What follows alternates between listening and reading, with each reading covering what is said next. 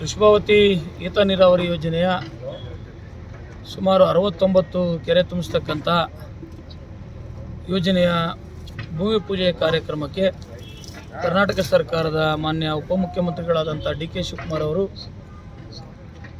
ಮತ್ತು ಕಂದಾಯ ಇಲಾಖೆ ಸಚಿವರಾದಂಥ ಕೃಷ್ಣ ಬೈರೇಗೌಡರವರು, ಜಿಲ್ಲಾ ಉಸ್ತುವಾರಿ ಸಚಿವರಾದಂಥ KH ಮುನಿಯಪ್ಪನವರು ಮತ್ತು ಸಣ್ಣ ನೀರಾವರಿ ಇಲಾಖೆ ಸಚಿವರಾದಂಥ ಬೋಸರಾಜರವರು ಕಾರ್ಯಕ್ರಮದಲ್ಲಿ ಭಾಗವಹಿಸಿ ಕಣ್ಣೇಗೌಡನಹಳ್ಳಿ ಕೆರೆಯಲ್ಲಿ ಭೂಮಿ ಪೂಜೆಯನ್ನು ಮಾಡಿ ನಂತರ ವೇದಿಕೆ ಕಾರ್ಯಕ್ರಮ ನಡೆಯುತ್ತೆ.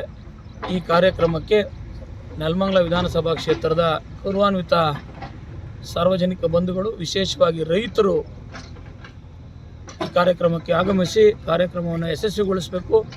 ಮತ್ತು ಐತಿಹಾಸಿಕವಾಗಿರ್ತಕ್ಕಂಥ ಈ ಕಾರ್ಯಕ್ರಮ, ಈ ಯೋಜನೆ ನೆಲಮಂಗಲ ತಾಲೂಕಿನ ನೀರಿನ ಬವಣೆ, ಅಂತರ್ಜಲ ಮಟ್ಟ ಕುಸಿದು ಹೋಗಿರ್ತಕ್ಕಂಥದ್ರಿಂದ ಅಂತರ್ಜಲ ಮಟ್ಟ ವೃದ್ಧಿ ಆಗಲಿಕ್ಕೆ ಏನು ನಮ್ಮ ಸರ್ಕಾರ ಇವತ್ತು ಹಣ ಬಿಡುಗಡೆ ಮಾಡಿ ಯೋಜನೆಯನ್ನು ಚಾಲನೆ ಕೊಡಲಿಕ್ಕೆ ಸಿದ್ಧವಾಗಿದೆ.